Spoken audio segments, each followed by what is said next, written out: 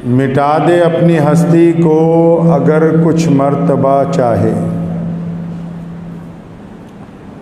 मिटा दे अपनी हस्ती को अगर कुछ मर्तबा चाहे, कि दाना खाक में मिलकर गुले गुलजार होता है, कि फ़ना फिल्लाह की मज़हर में बका का राज मुज़मिर है।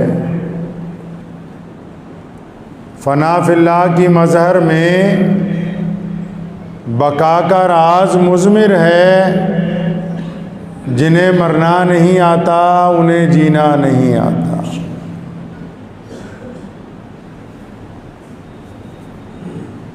80 साल की हज़रत सुमैया रज़ियल्लाहु ताला अन्हा को अबू जहल ने पकड़ के उनका सर पानी के डोल में डबो दिया और ऊपर हाथ रखा हुआ है, बहुत देर हो गई। और जब बहुत देर के बाद अबू जहल अपना हाथ उठाता है तो सुमैया जब पानी से अपना सर बाहर निकालती है, कहती है अल्लाहु अहद, कि अल्लाह वहदहु ला शरीक है, अल्लाह एक है। अबू जहल फिर उसको कहता है सुमैया तू 80 साल की हो गई है, बूढ़ी है, ये किस चक्कर में पड़ गई? मोहम्मद रसूलुल्लाह सल्लल्लाहु अलैहि वसल्लम के पीछे लग गई है।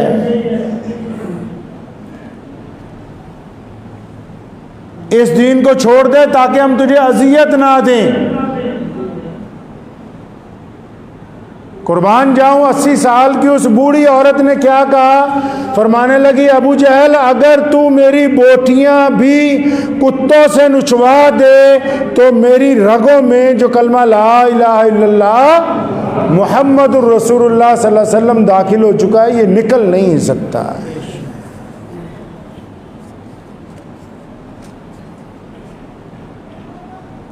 अबू जहल ने 2 ऊंट मंगवाए, ताकतवर ऊंट।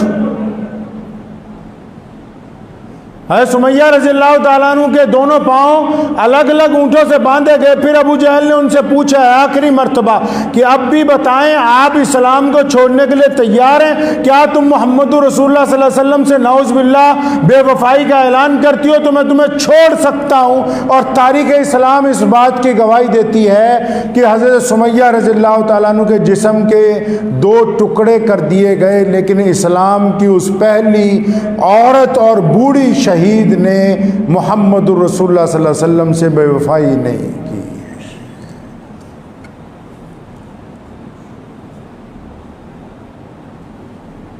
उमैया ने हज़रत बिलाल रज़ियल्लाहु ताला अन्हु को बांध रखा है, गले में रस्सी डाली हुई है और छाती पर एक पत्थर रखा, फिर दूसरा रखा, फिर तीसरा रखा और फिर मक्के के बदमाश बच्चों को बुला के हज़रत बिलाल की रस्सी उनके हाथ में पकड़ाई और कहता है इसे गली गली खींचो, इसको रेत के ऊपर लिटाओ, इसकी चमड़ी जल जाए। और बार बार पूछता बिलाल अब बता क्या अब भी तू मोहम्मद रसूलुल्लाह का गुलाम है? बिलाल अब बता कि अब भी तू एक अल्लाह को मानता है? बिलाल अब बता क्या इतनी अजियत के बाद भी कि तू हमारी गुलामी का ऐलान करता है कि नहीं करता? तो सैयदना बिलाल ने कहा था अल्लाहु अहद, कि मैं ऐलान करता हूं कि अल्लाह के अलावा इबादत के लायक कोई नहीं है।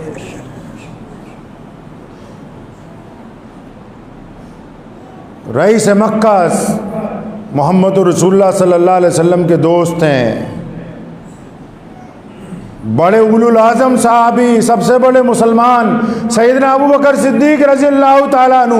एक दिन कुफारे मक्का ने उन पर हमला किया और ये हिजरत से पहले की बात है, और अबू बकर को मारा, इतना मारा कि चारों तरफ से मुशरिकीन ने पत्थरों के साथ, चारों तरफ से लाठियों के साथ अबू बकर सिद्दीक को जख्मी कर दिया गया। इस हद तक मारा कि अबू बकर बेहोश हो गए और यूं लगा कि जैसे इनकी जान प्रवास कर गई हो। और जब दूसरे दिन घर में होश आता है, एक दिन के बाद, और अपनी आंखों के सामने अपने माँ बाप को देखते हैं तो पहला सवाल ये करते हैं क्या मेरे महबूब मोहम्मद रसूलुल्लाह सलामत हैं कि नहीं है?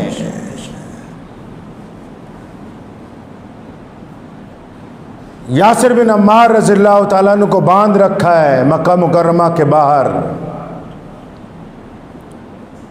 दरख्त के साथ बांधा है। उतबा मार रहा है, वलीद मार रहा है, अबू जहल मारता है, उमैया मारता है। और एक ही सवाल है कि यासिर तुम छोड़ोगे रसूलुल्लाह को? नहीं छोड़ोगे। तुम ये बताओ कि क्या तुम इस्लाम से इनराफ करने के लिए तैयार हो कि नहीं हो? तारीख उठाए मक्के की, तमाम के तमाम दुश्मन मारते मारते थक गए। यासिर बिन अम्मार कलमा ला इलाहा इल्लल्लाह मुहम्मद रसूलुल्लाह पढ़ते हुए थके नहीं है। सैयदना हबीब बिन ज़ैद रज़ियल्लाहु ताला अन्हु को कज़्ज़ाब के दरबार में जब पेश किया गया, सैयदना हबीब बिन ज़ैद को डराने के लिए उसने कहा मैं तुम्हें जिंदा जला सकता हूं। फरमाया जिसने रसूलुल्लाह की गुलामी इख्तियार कर ली उसे डर नहीं लगता। जल्लाद बुलाया, हबीब बिन ज़ैद का दायां हाथ काटा, पूछा डरते हो? फरमाया अल्लाह के अलावा किसी से नहीं डरता। फिर दाएं के बायां बाजू काटा, पूछा अब डर लगता है? कहला नहीं लगता। दोनों बाजू कंधों से काटे गए। पूछा हबीब अब डर लगता है कि नहीं? फरमाया जिसने रसूलुल्लाह के हाथ पर बैत की हो उसको डर नहीं लगता। हबीब बिन ज़ैद के दोनों पैर काटे, दोनों घुटनों से काटा, और जब शहादत का वक्त करीब आ गया फरमाया कज़्ज़ाब कान खोल के सुन ले कि जिन लोगों ने रसूलुल्लाह के हाथ पर बैत की हो उनको दुनिया की कोई ताकत डरा नहीं सकती है।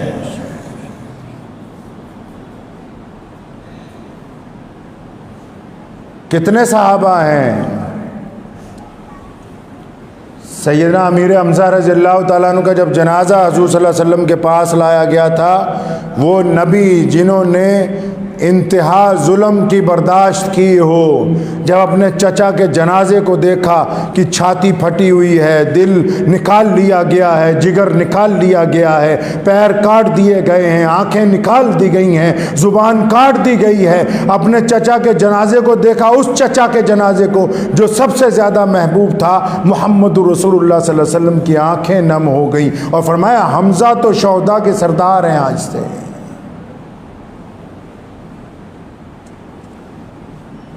प्यारे नबी हज़रत मोहम्मद रसूलुल्लाह सल्लल्लाहु अलैहि वसल्लम ने एक वक्त में ऐलान किया, फरमाया मुझे चंदा चाहिए, मुशरिकीन ने हम पर हमला किया है। तो एक औरत आई, पता है कि रसूलुल्लाह के पास साजो सामान नहीं है, असला नहीं है, अपना दूध पीता बच्चा लेके आई। फरमाया रसूलुल्लाह ने कि इसका क्या किया जा सकता है? कहने लगी या रसूलुल्लाह आप इसको अपने साथ मैदान में ले जाएं, और क्योंकि आपके पास ढाले नहीं हैं आप मेरे बच्चे को बतौर ढाल इस्तेमाल करें, इसकी छाती में तीर लग जाए, आपकी जान बच जाए, मेरे लिए वही बड़ी बात है।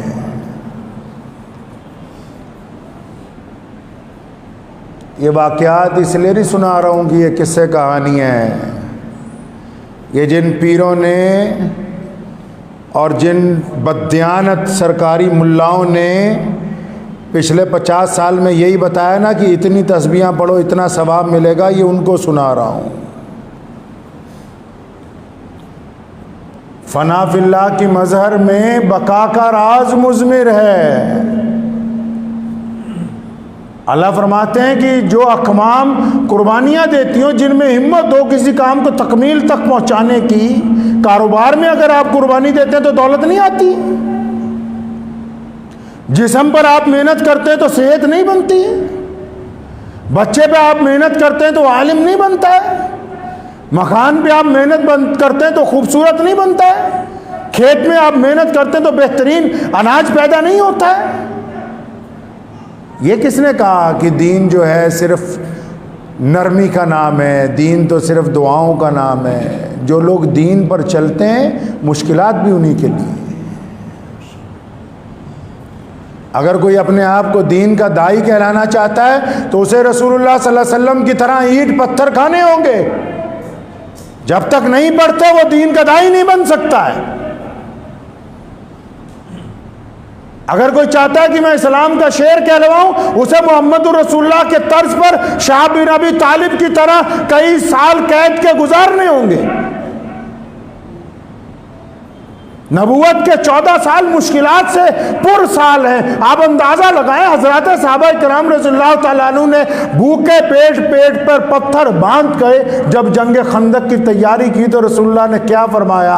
जब एक घन मारा, सुराका खड़े हुए थे करीब, फरमाया सुराका मैं तेरे हाथों में किसरा के कंगन देखता हूँ। कौन किसरा? जो उस वक्त की सुपर पावर है। इस्लाम ने कहा कि मेहनत करें। इस्लाम ने ये नहीं कहा कि दीन गद्दों पे बैठ के फैलेगा। इस्लाम ने ये नहीं कहा कि दीन का मतलब ये है कि बस एसी लगा के आप नमाज़ पढ़ते रहें तो आपकी दुआएं कबूल हो जाएंगी। नहीं, इंसान के किरदार को पहले देखा जाएगा। मुश्किलात के बाद आसानी है, परेशानी के बाद आसानी है, हर एक उतराई के बाद चढ़ाई है, लेकिन उन लोगों के लिए जो साबित कदम रहते हैं, उन लोगों के लिए जिनका तवक्कल अल्लाह की ज़ात पर कामिल हो, जो अल्लाह के फैसलों पर राजी नहीं और रोने लगे, जो वावेला मचाने लगे, छाती पीटने लगे कि मर गए, बर्बाद हो गए, तो उनको अल्लाह पे यकीन नहीं था, उनका एतमाद नहीं था इस बात के ऊपर कि अल्लाह तबारक व तआला अपने नेक बंदों को जब परेशानी में डालता है तो निकालता भी अल्लाह ताला ही है, बीमारी में डालता है तो निकालता भी अल्लाह ताला के साथ है। इस्लाम के इब्तदाई वाक़यात आपको इसलिए सुनाए कि ये दीन हम तक कुर्बानियों के बाद पहुँचे, दावतों के साथ नहीं आया जो कौरमे बिरयानी की आजकल होती हैं। मुशक्क़तों के बाद हम तक कलमा ला इलाहा इल्लल्लाह मुहम्मदुर रसूलुल्लाह पहुंचा है। आपने क्या अंदाज़ा लगाया कि इस्लाम में अगर कोई किसी को चंदा दे दे तो इस्लाम में वो मुसलमानों में अंदर वो इस्लाम का दावेदार बन गया, इस्लाम का हिस्सेदार बन गया। करोड़ रुपया भी अगर कोई बंदा दीन के ऊपर लगा दे तो मुहम्मद रसूलुल्लाह के दीन का हिस्सेदार नहीं बन सकता है। वो अपना सारा सरमाया भी लगा दे तब भी वो दीन का, जब तक उसका किरदार, उसका जो शक्ल है, उसका लबो लहजा, उसका लोगों के साथ मिलना जुलना, उसके मामलात ये ना कहते हो, सामने वाला जब तक ये कहने के लिए मजबूर ना हो जाए क्योंकि ये मुसलमान है इसलिए ये सच बोलता है, जब तक उसकी जुबान सच नहीं बोलती वो रसूलुल्लाह के दीन का हिस्सेदार नहीं बन सकता है। जब तक उसकी आंखें दूसरे की माँ बहन बेटी को देखकर शर्म और हया से झुक नहीं जाती तब तक वो रसूलुल्लाह के दीन का हिस्सेदार नहीं बन सकता है। पैसों से हिस्सेदारी मिलनी होती तो सारे सरमायादार शेखुल हदीस ना बन जाते। अगर पैसों के साथ हिस्सेदारी बननी होती तो सारे सरमायादार हाफिज ना बन जाते, इमाम ना बन जाते मस्जिदों में। हिस्सेदारी किरदार से मिलती है, और वो कौन सा किरदार? जो रसूलुल्लाह सल्लल्लाहु अलैहि वसल्लम का किरदार है, वो वाला किरदार।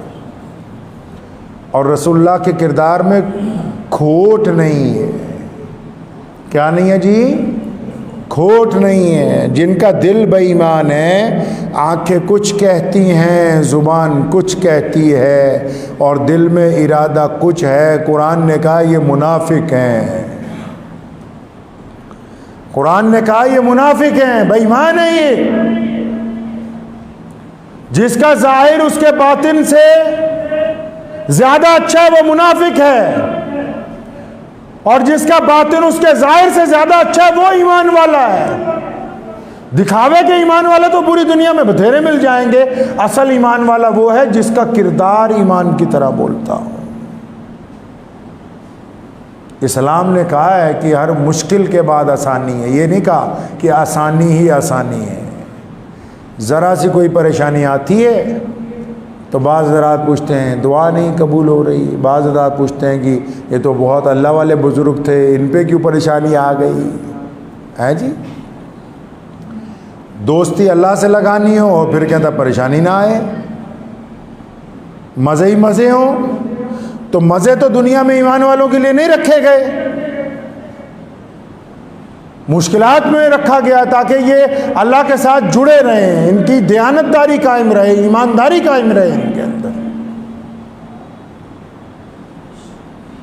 और फिर मुश्किल तरीन वक्त में हुज़ूर अकरम सल्लल्लाहु अलैहि वसल्लम को और अल्लाह को वो लोग पसंद हैं जो दूसरों की हिम्मत बढ़ाते हो। इस्लाम ने कहा, कुरान ने कहा, रसूलुल्लाह ने तालीम दी कि जो अपनों की हिम्मत तोड़ते हो, जो लोगों के अंदर खौफ पैदा करते हो, जो लोगों में गम का माहौल पैदा करते हो, ये अच्छे ईमान वाले नहीं हो सकते। दो तरह के लोग होते हैं, जो खुद भी डरपोक होते हैं, दूसरों को भी डराते हैं, तो ये ईमान वाले नहीं।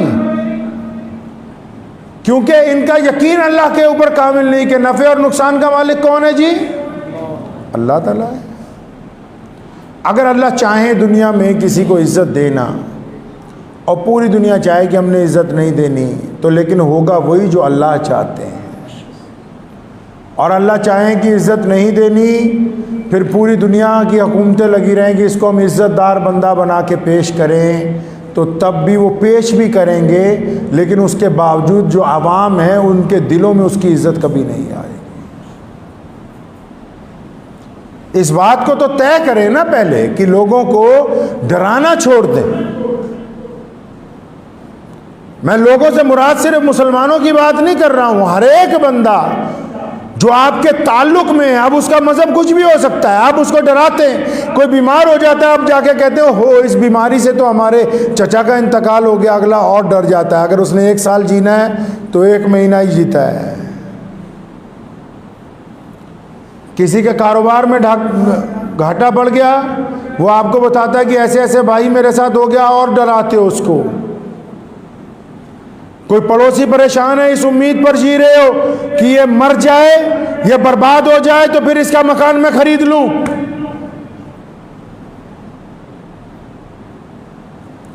कोई रिश्तेदार परेशान हाल है तो दुआ तो कर रहा है कि ठीक हो जाए, दिल में बददियानती छुपी हुई है कि नहीं इसका बेड़ा गर्क हो जाए तो फिर हम इससे ज्यादा ताकतवर बन जाएं।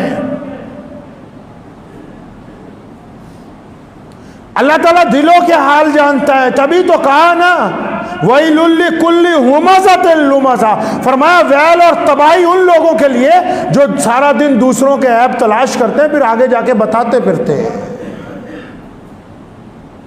कुरान ने कहा, मोहम्मद रसूलुल्लाह ने फरमाया इन्नमल अमालु बिन्नियात औ कमा क़ाल नबी सल्लल्लाहु अलैहि वसल्लम, फरमाया अमल का तारोमदार तो नियत पर है। अब जिनकी नियत में खौफ हो, जिनकी नियत के अंदर डर हो, जिनकी नियत के अंदर बुज़दिली हो, वो किस तरीके से अपनी आवाम को, अपने चाहने वालों को, अपने मानने वालों को, अपने साथियों को, दोस्तों को, अपने पड़ोसियों को किस तरीके से वो ये कह सकते हैं कि तुम सब्र रखो, तुम हिम्मत रखो, जबकि उनकी खुद की नियत जो है वो खौफजदा है,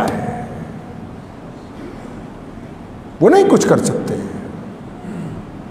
तो हमेशा इस बात को, इस फलसफे को याद रखें कि परेशानी के बाद कामयाबी। जिस ज़मीन पर, सुनिए तारीख की बात बता रहा हूँ आपको, जिस ज़मीन पर सैयदना सुमैया रज़ी अल्लाह ताला अन्हु के खून के कतरे सबसे पहले गिरे, वो ज़मीन मक्का मुकर्रमा की मुक़द्दस ज़मीन है। और सुमैया के खून के कतरों की बरकत है कि आज 1450 साल हो गए उस ज़मीन पर कोई अल्लाह का नाफरमान पैर नहीं रख सका है दोबारा। जिस रुए जमीन पर सैयदना हबीब बिन ज़ैद के हाथ पांव काटे गए, आज वहां 5 वक्त अजान होती है। तारीख़ आलम इस बात की गवाह है कि अल्लाह तबारक व तआला ने कहा कि हर मुश्किल के बाद आसानी है। तो सहाबा ने कितनी मुश्किलें उठाई, तो क्या आसानियां नहीं आई? सैयदना बिलाल, जिनको उस दौर के काफिर देखना अच्छा नहीं समझते थे, जिनको उस दौर के लोग सलाम करना नौज़बिल्लाह अच्छा नहीं समझते थे, आज के दौर का हर एक मुसलमान, अब वो चाहे किसी मुल्क का बादशाह हो, किसी मसनद का शेखुल हदीस हो, किसी मुल्क का गवर्नर हो, उसकी ये ख्वाहिश है कि काश एक वक्त मिल जाए तो मैं सैयदना बिलाल की कब्र पे खड़ा होकर सलाम पेश कर दूँ। तो ग़ुलामों को ये इज़्ज़तें किसने दी है? ये इज़्ज़तें किसने अता की है? मुहम्मदुर रसूलुल्लाह सल्लल्लाहु अलैहि वसल्लम का फ़लसफ़ा है। अबू जहल ने पैगाम भेजा था मुशरिकीन मक्का के हाथ कि जाके बताओ हम आ रहे हैं बदर में। क्यों पैगाम भेजा? नौज़बिल्लाह कि मोहम्मद रसूलुल्लाह डर जाए। ओहद में धमकी दी गई, खंदक के अंदर कहा गया कि बस अब आखिरी वक्त है आपका। और सोने रसूल सल्लल्लाहु अलैहि वसल्लम अगर घबराते, हम तक दीन पहुंचता? नहीं पहुंचता। आज तो काम बहुत आसान है, इस्तकामत के साथ अपनी बात को सच्चाई से रखना है, बस अपनी गुफ्तगू को ईमानदारी से पेश करना है। हदीस में आया कि अफजल तरीन जिहाद सच बात कहनी है, कुफारे वक्त के सामने सच बात जो बंदा बोल रहा, फरमाया यही अफजल है, बस आप सच बोल रहे हैं बस। और इस मुल्क में तो सच उन लोगों को बोलने के लिए कहा जा रहा है जिन लोगों के आबो अजदाद ने इस ज़मीन को आज़ाद करवाने के लिए अपना खून दिया है, अपनी कुर्बानियाँ दी हैं, फांसी के फंदों को चूमा है, अपने घर बार बर्बाद करवाए अंग्रेज के हाथों में। उन लोगों को कहा जा रहा है कि बस सिर्फ सच बोला करें, कम से कम सिर्फ सच बोला करें, कि आपके सच बोलने से मुसीबतें टल जाएंगी, आपके ईमानदार होने से बहुत सी परेशानियां ख़त्म हो जाएंगी। लेकिन कहते हैं हमने सच नहीं बोलना। प्रधान तो मुसलमानों का बनना है, लेकिन जब मसला आ जाएगा तो हिमायत अफसरों की करनी है। प्रधान तो बनना है मुसलमानों का, लेकिन जब पंगा पड़ जाए तो हिमायत करनी है अफसरान की, ताकि वो उनसे राज़ी हो जाएं। तो फिर तुम्हें कहा किसने कि तुम मुसलमानों के ज़िम्मेदार बन जाओ? मेरे पास कई लोग आए कि मौलाना कलीम सिद्दीकी साहब के बारे में दोबारा कुछ कहें, तो मैंने कहा ये तो सियासी मसला है। मेरे परदादा रईसुल अरहार मौलाना इब्राहिम लुधियानवी रहमतुल्लाह अलैह ने बड़ी तारीखी बात कही। सन 1929 में जब अंग्रेज़ की तरफ से कादियानियत का जोर बढ़ा, कई मौलवियों ने कहा ये ख़त्म नबूवत का मसला दीनी है। फरमाया दीनी सिर्फ इस लिहाज से है कि ये झूठी नबूवत का ऐलान करता है, लेकिन ये मसला सियासी है।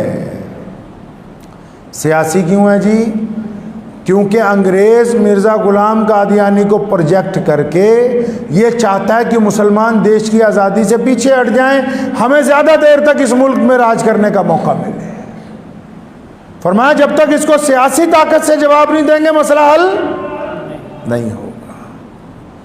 अब ये जो मुल्क में मसाइल चल रहे हैं बड़े बड़े, ये मजहबी मसाइल नहीं हैं, ये सियासी मसाइल हैं। और हजूर अकरम सल्लल्लाहु अलैहि वसल्लम ने मस्जिद नबवी की चटाई पर बैठकर सियासत की है, चटाई पर बैठकर, चारों खुलफा राशिदीन ने भी।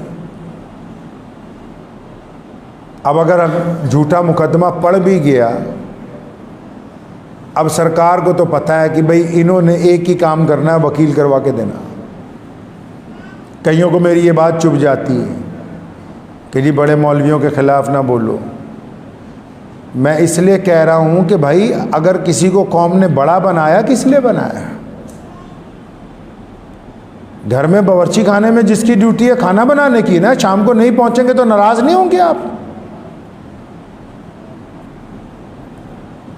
घर में मर्द की ड्यूटी दौलत कमा के लाने की है, वो खाली हाथ आएगा, आप नाराज़ नहीं होंगे? मदरसे में मुदर्रिस की ड्यूटी तालीम देने की है, वो नहीं पढ़ाएगा तो आप नाराज़ नहीं होंगे? इमाम की जिम्मेदारी वक्त पे नमाज अदा करने की, वो नमाज नहीं पढ़ाएगा तो आप क्या नाराज़ नहीं होते? पुलिस का काम लॉ एंड ऑर्डर को मेंटेन करना है, वो नहीं करते तो क्या आप हुकूमत से नाराज़ नहीं होते? अगर हर आदमी अपनी जिम्मेदारी अदा कर रहा है तो ये जिनको बड़े मौलवी बनाया, क्या सिर्फ जलसों में इनको जुब्बे पहना के मुसाफिर करने के लिए बनाया? इनको हमारा तमाचा देखने के लिए बनाया? इसलिए करोड़ों रुपए की गाड़ियां खरीद के दी हैं इनको कि जब हम पर मुसीबत आए तो तुम चुप होके बैठ जाना अपने घर में? इसलिए बनाया है क्या? इसलिए किसी को बड़ा बनाया जाता है? बड़ा इसलिए बनाया जाता है कि जब रसूल सल्लल्लाहु अलैहि वसल्लम के बारे में हज़रत अली रज़ी अल्लाह तआला अन्हु फरमाते, सुनो, फरमाया बदर का दिन था और जब मुशरिकीन हम पर ज़्यादा हावी होने लगे, फरमाया अली मुर्तज़ा कहते जो शेर खुदा हैं, जो मौला हैं, जिनको हज़रत सल्लल्लाहु अलैहि वसल्लम ने कहा, जिनके बारे में उमर ने कहा कि जिनके अली मौला हैं तो मेरे भी अली मौला हैं, वो कहते हैं कि जब जंग बदर में बहुत इंतहा की जंग तेज़ हुई और जब कोई साया नहीं था तो हम मोहम्मद रसूलुल्लाह के पीछे जाके साया तलाश करते थे। तो किस लिए बनाया? किसी को बड़ा किस लिए बनाया? घर में बाप क्यों हुआ? ताकि बच्चे उसके साए में पलेंगे। हैं जी? हमने एमपी एमएलए क्यों बनाए? ताकि वो हमारी क़यादत करेंगे, वो हमारी जुबान बोलेंगे जाके पार्लियामेंट में, वो हमारी बातें पार्लियामेंट तक पहुंचाएंगे, वहां जाके बताएंगे कि हमारे साथ जुल्म हुआ है, ज्यादती हुई है, क्या बात हुई, वो कहेंगे अपनी जुबान से। ये जो बार बार जाते हैं लाखों लोगों को लेके जलसे करने के लिए दिल्ली के मैदान के अंदर, बस सिर्फ इसलिए कि आप पगड़ियां बांधें और बंधवाएं, मिठाई खाएं और खिलाएं और ईद मिलन के प्रोग्राम करें और करवाएं, ये इस काम के लिए आपको बड़ा बनाया हमने।